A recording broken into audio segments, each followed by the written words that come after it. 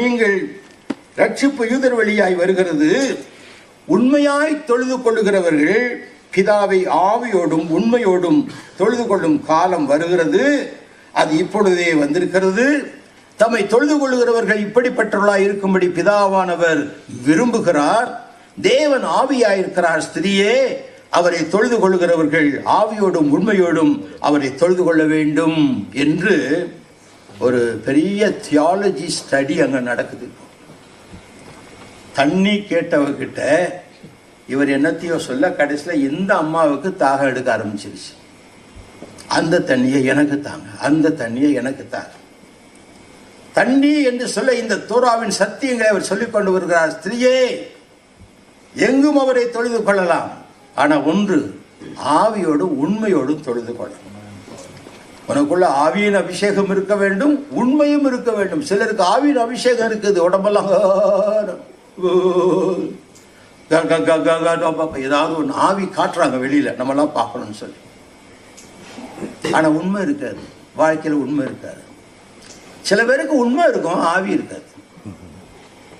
அவர் சொல்றார், ஆவியோடும் உண்மையோடும் அவரை தொழுது கொள்ளும் ஒரு காலம் வருகிறது. ஸ்ரீ உடனே என்ன சொல்றா தெரியுமா? கிறிஸ்து என்னப்பட்ட மேசியா வருவார். அந்த ஸ்திரியை நீங்க சாதாரணமா எடை போட்டுறாதீங்க. யாக்கோபை பற்றி அவளுக்கு தெரியும், தங்களுக்கு அவர் கொடுத்த கிணத்தை பற்றி தெரியும், மலை மேலே போய் ஜெபிக்கிறத பற்றி தெரியும், யூதர்களை பற்றி தெரியும். இதெல்லாம் அவர் சொல்லி கொண்டு வர்றாரு. இந்த யூதர் சொல்லி கொண்டு வர்றாரு. அவர் சொல்றாரு, எனக்கு தெரியுங்க, கிறிஸ்து என்னப்பட்ட மேசியா ஒருத்தர் வருவாரு. அவர் எல்லாத்தையும் சொல்லி, அவர் எல்லாத்தையும் சொல்லிப்படுத்துவார். இதை சொன்ன உடனே இயேசு சொன்னார் தெரியுமா? உன்னுடனே பேசுகிற அவர் நான் தான். தன்னை கிறிஸ்து என்று சமாரியா நாட்டிற்கு அறிவிப்பதற்காக எடுத்துக்கொண்ட ஒரு முயற்சி. சமாரியாவின் வழியாக போக வேண்டும். நம்மால சில இடங்களுக்கு போக முடியாது இல்லையா? இன்னைக்கு நமக்கு ஒரு பெருமை உண்டு. நான் இலங்கைக்கு போயிருக்கும் போது அங்கே ஒரு பெருமை பார்த்தேன். எல்லாம் இலங்கையில் உள்ள சிட்டிசன்ஷிப் பாஸ்போர்ட் தான் வச்சிருக்கிறாங்க. அதில் ஒன்று, நான் யாழ்ப்பாணம், இன்னொருத்தர் நான் மட்டக்களப்பு, இன்னொருத்தர் நான் கொழும்பு. 3 கலிலேயா, சமாரியா, யுதயா மாதிரி அங்கேயும். யாழ்ப்பாண தமிழ், மட்டக்களப்பு தமிழ், கொழும்பு தமிழ். இதில் ஒரு பெருமை. ஏன் நாங்கள்லாம் இலங்கையில் உள்ளவங்கன்னு சொல்ல முடியலையே? இலங்கை தமிழர்கள் சேரும்போது நீங்க நான் யாழ்ப்பாணம், நான் தான் யாழ்ப்பாணம். சில சமயத்தில் கூட்டங்களில் பார்த்துருக்கேன். அவங்க இருக்கும்போது கூட அந்தந்த குரூப் தனியாக உட்காந்துருக்கும். அவ்வளோ ஒற்றுமை. இன்னும் ஆவியோடும் உண்மையோடும் தொழுது கொள்கிற காலம் வரலைங்க. இந்த ஸ்திரீ சொல்லுகிறார், கிறிஸ்து என்னப்பட்ட மேசியா எங்களுக்கு சொல்லுவார். இப்போ இயேசு சொல்லிக்கிட்டே இருக்கிறார். இன்னும் சொல்லிக்கிட்டு இருக்கிறார். கேட்க மாட்டோம், படிக்கவும் மாட்டோம். ஆனால் சிலருக்கு கேள்வி நிறைய வரும். 3 பக்கம் படிக்கிறதுக்குள்ள 30 கேள்வி வந்துடும். யார் கிறிஸ்துவை ஏற்றுக்கொண்ட உடனே முதலாவது என்ன செய்யணும்? கொஞ்ச நாளைக்கு அமைதலா தேவ வசனம் கேட்டு சபைக்கு ஒழுங்காக சபையில் உள்ள வசனம்லாம் கேட்டு, பாஸ்டர்கிட்ட சந்தேகங்களை கேட்டு, அல்லது பைபிள் ஸ்டடிக்கு அதில் நல்லா உட்காந்து கேட்டு, நல்லா வீட்டில் ஜெபம் பண்ணணும், வேதத்தை வாசிக்கணும், நல்ல பெரிய வேத அறிஞருடைய புஸ்தகங்களெல்லாம் கொஞ்சம் படிக்கணும். இதெல்லாம் படித்த பின்னால் உங்களுக்கு கேள்வி வந்தால் நீங்கள் கேட்கலாம்.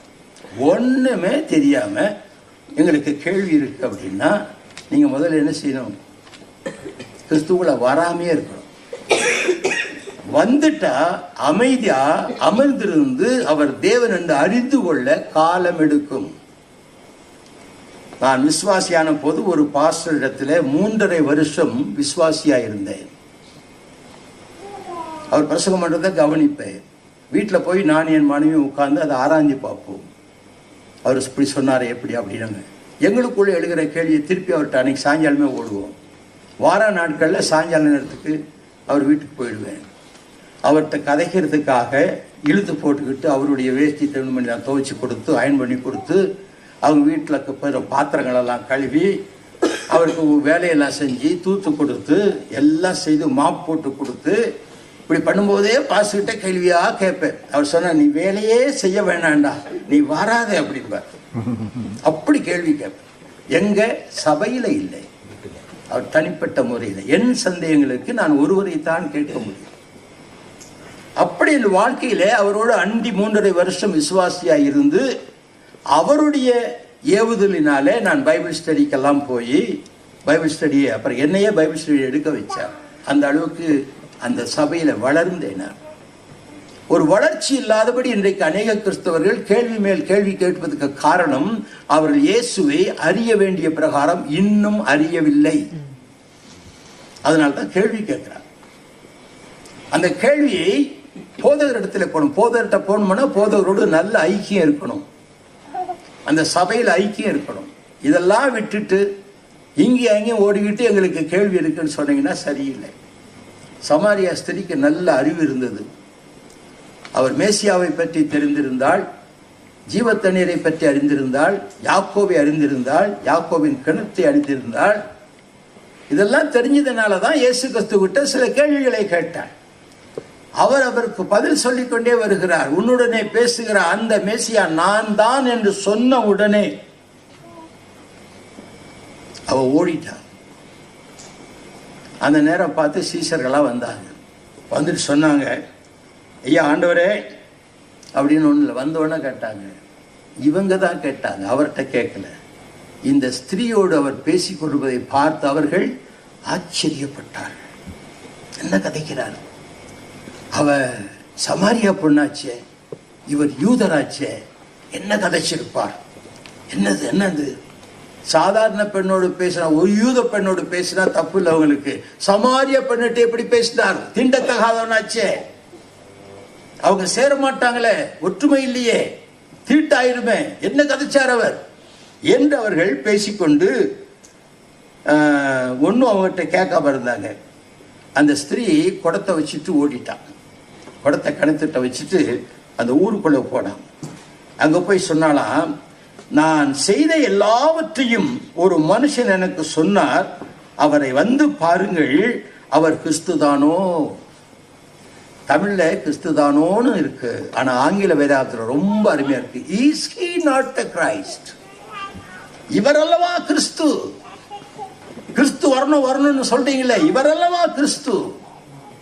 என் உள்ளத்தில் உள்ளதை எல்லாம் எடுத்து சொன்னாரே, என் சந்தேகங்களுக்கு விளக்கம் கூறினாரே, ஒரு நிமிஷத்தில் எனக்கு ஒரு தாகத்தை கொடுத்தாரே, வேதத்தை அறிந்து கொள்ள வேண்டும் என்று தாகத்தை கொடுத்தார், இவர் அல்லவா அந்த கிறிஸ்து என்று அங்கே சொன்னாலாம்.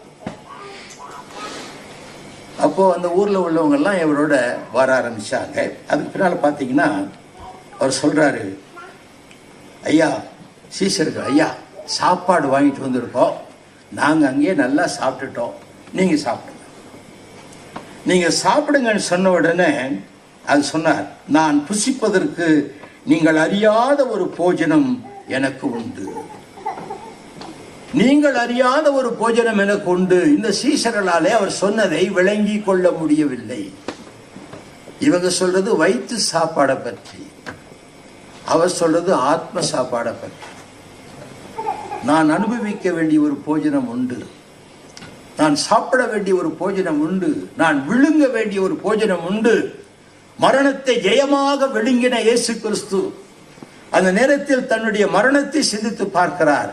இப்படிப்பட்ட ஜனங்களுக்காக நான் மரிக்க வேண்டும், என்னுடைய போஜனம் அதுதான். மேலும் சொல்லுகிறார், நான் என்னுடைய இந்த சீசன் சொல்றான், வேற யாரோ சாப்பாடு நமக்கு முன்னால கொண்டாந்து கொடுத்துட்டான் போல இருக்கு. அவன் நிலமெல்ல சாப்பாடு தான். சீசர்களுடைய சிந்தனை முழுவது சாப்பாடு. கூட்டம் முடிஞ்சவன என்ன சாப்பாடு? இன்னைக்கு சாப்பாடு இல்லையா, இன்னைக்கு சும்மா ஒரு வடையும் டீயும் தானா? ஐயா ஐயா ஐயா,